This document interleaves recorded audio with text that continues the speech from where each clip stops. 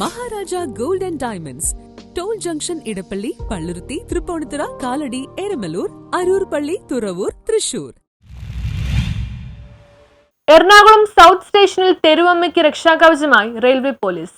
Ernakulam south railway station പ്ലാറ്റ്ഫോമിൽ തറയിലും cement ബെഞ്ചിലും തളർന്നു കിടക്കുന്ന എല്ലും തോലുമായ അമ്മയുടെ ദയനീയാവസ്ഥയാണ് റെയിൽവേ പോലീസുകാർ തെരുവോരത്തെ വിളിച്ചറിയിക്കുന്നത്.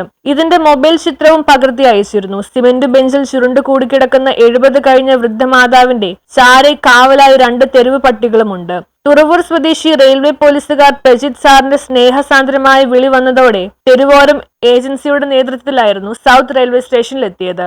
ഈ സമയം റെയിൽവേ പോലീസുകാരായ Prajith Raj B, head constable Udayakumar, constable John Peter, women constable Neethu K എന്നിവർ വൃദ്ധമാതാവിന് കാവലായി ഉണ്ടായിരുന്നു. ഓർമ്മ മുറിഞ്ഞു പോയ വൃദ്ധയുടെ നിസ്സഹായതയും ഒറ്റപ്പെടലിന്റെ ഭീതിയും ക്ഷീണിച്ച മുഖത്ത് കാണാമായിരുന്നു. ചില നേരങ്ങളിൽ വിവസ്ത്രയായും ചിലപ്പോൾ ആരെങ്കിലും ഉപേക്ഷിച്ച് മുഷിഞ്ഞ വസ്ത്രങ്ങളിലുമാണ് വൃദ്ധയുടെ ശരീരം മറച്ചിരുന്നത്. തിരക്കു പിടിച്ച റെയിൽവേ സ്റ്റേഷനിൽ ഉദ്യോഗസ്ഥർക്ക് തലവേദനയും ബാധ്യതയും മാതൃഭാവമായും ഈ അമ്മ അവരെ വേട്ടയാടിയിരുന്നു. ഒടുവിൽ മുരുകൻ തെരുവോരം RPFന്റെ കട്ടോടുകൂടി സംരക്ഷണം ഏറ്റെടുത്തു. News bureau, Ernakulam.